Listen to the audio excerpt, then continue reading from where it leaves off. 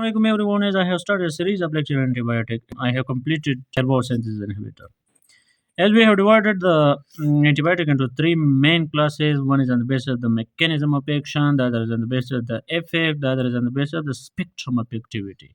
So on the basis of mechanism of action, they were further divided into different classes. Some of them were cell wall synthesis inhibitors, some of them were protein synthesis inhibitors, some of them were nucleic acid synthesis inhibitor, and some antibiotic that I'm going to discuss is the aminoglycoside, which is the protein synthesis inhibitor. Remember that all the protein synthesis inhibitor are bacteriostatic in action, but the only exception is the aminoglycoside, which is the bactericidal in action. So this is the one exception in the protein synthesis inhibitor. Remember that it is effective only against aerobic gram-negative bacteria because the entry of aminoglycoside into bacteria cell requires oxygen, and there is oxygen-dependent active transport to the bacterial cells occur, and it is ineffective against the anaerobes. The aerobic gram-negative organisms include the E. coli, the Klebsiella, the Pseudomonas, etc. They are ineffective against the anaerobe like the bacteria. So this is the high yield point for the exam, which is the aerobic gram-negative bacteria, and it is ineffective against the atypical, the anaerobes. The drug that are included in this aminoglycoside class. So the drug which are included in aminoglycoside are the amikacin, the gentamicin, the tobramycin, the streptomycin, the neomycin, the kanamycin, and the paromomycin. They are the various drugs, and you can memorize this drug by a mnemonic, which I'm going to explain here.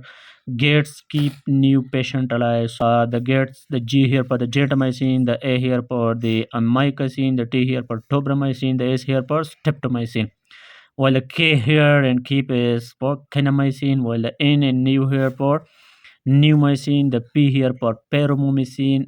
Gets keep new patients alive. This is the mnemonic. Through this mnemonic, you can memorize easily the drugs which are included in aminoglycoside.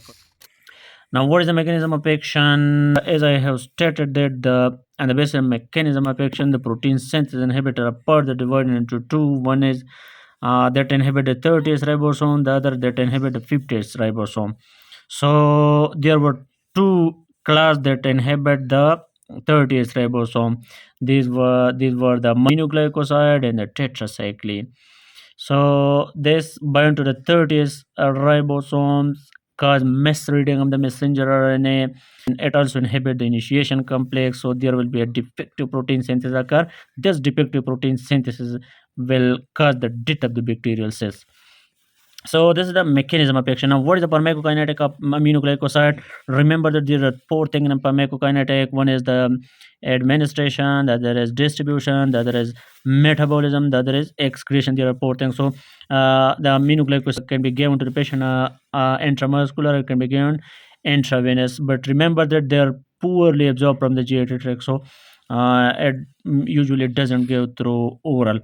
So it is usually distributed throughout the body compartment, including the extracellular compartment.